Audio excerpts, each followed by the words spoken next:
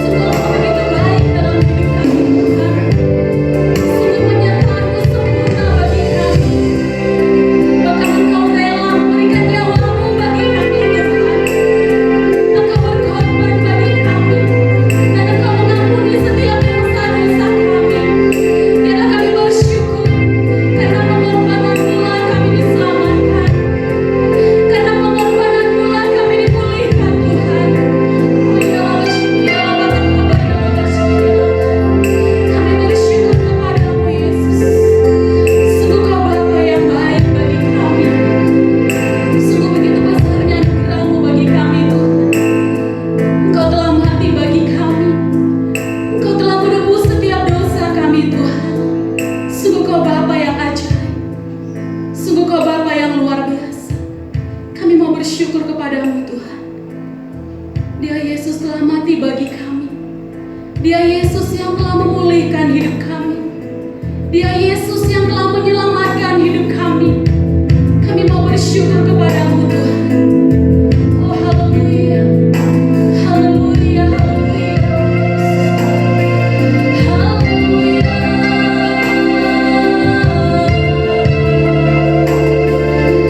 Kami naik bersyukur. Sungguh Dia yang telah mati bagi kami. Yesus yang telah berkorban bagi kami.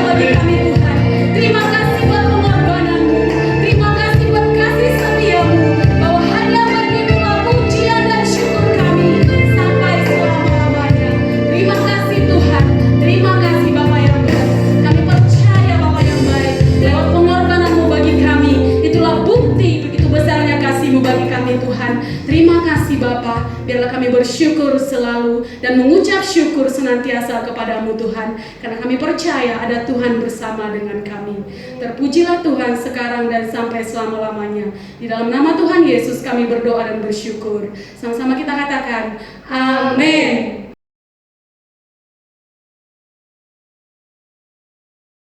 Salam, selamat pagi Bapak Ibu yang dikasihi Tuhan. Pada pagi hari ini kita sama-sama belajar dari firman Tuhan. Kita mengingat kembali apa yang telah Tuhan kerjakan di kayu salib bagi kita.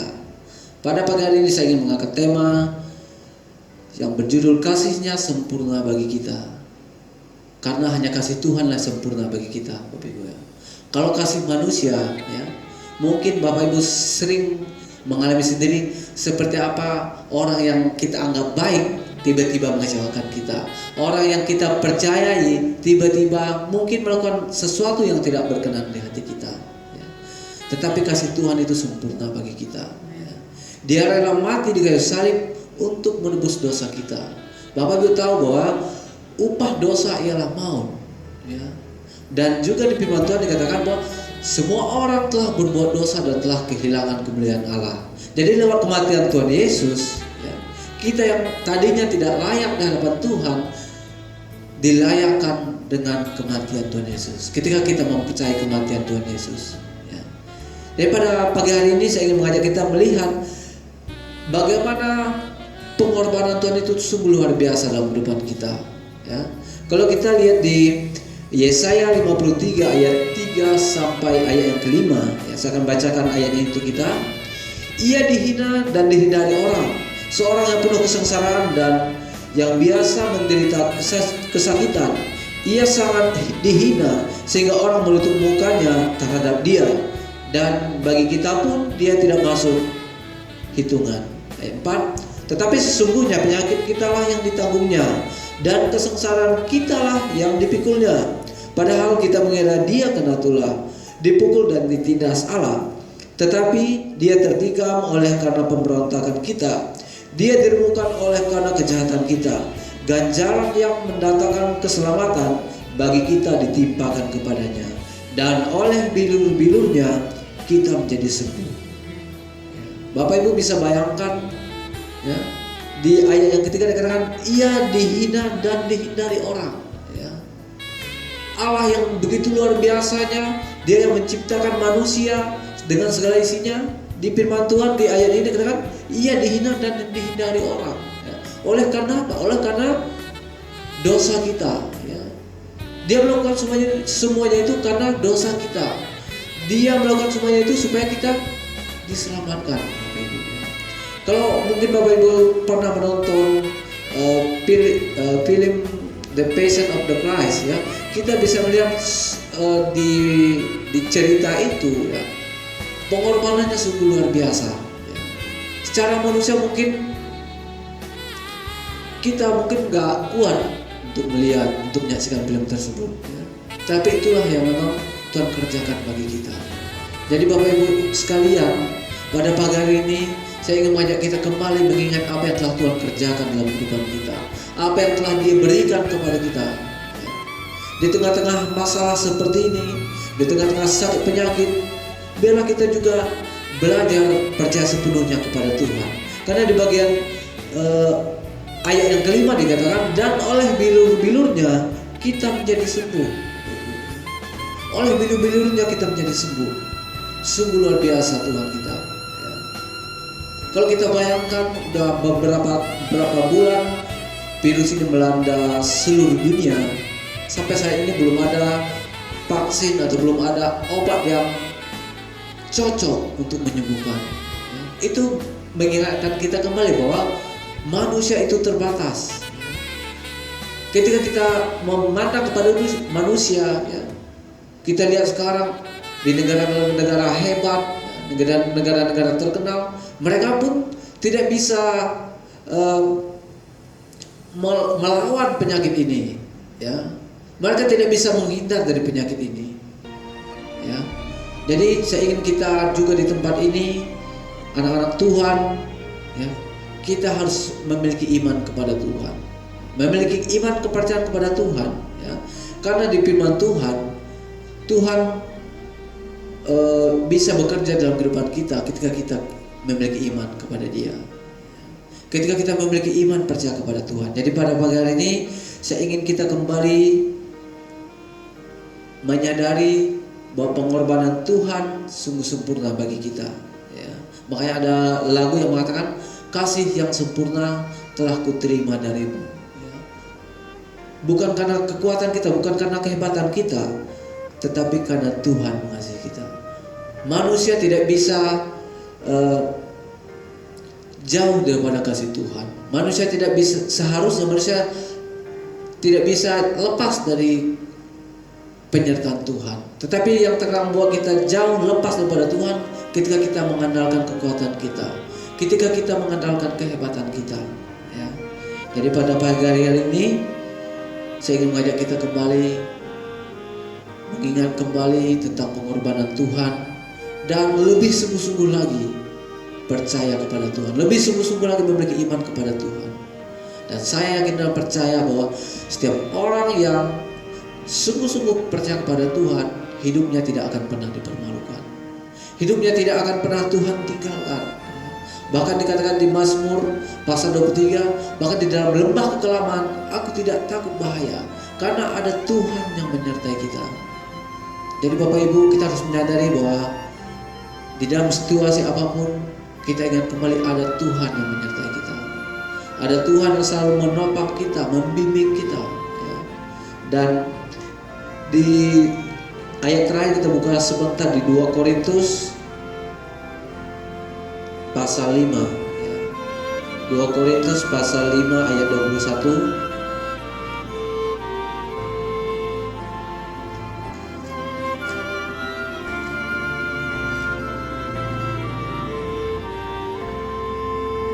Korintus pasal 5 ayat 21 dikatakan, Dia yang tidak mengenal dosa telah dibuatnya menjadi dosa karena kita, supaya di dalam Dia kita dibenarkan oleh Allah. Saya ingin firman Tuhan ini menjadi pegangan dalam kehidupan kita, menjadi suatu kepercayaan bagi kita. Ketika kita percaya akan kematian Tuhan Yesus, akan kebangkitan Tuhan Yesus, maka kita sendiri setelah otomatis telah dibenarkan oleh Allah.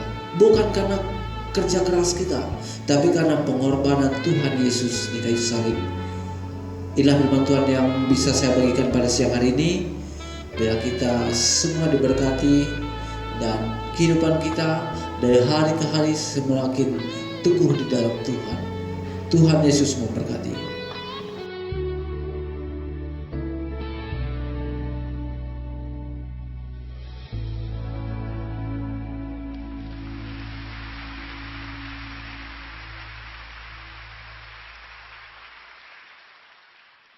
다 함께 일어나서 봉헌 찬양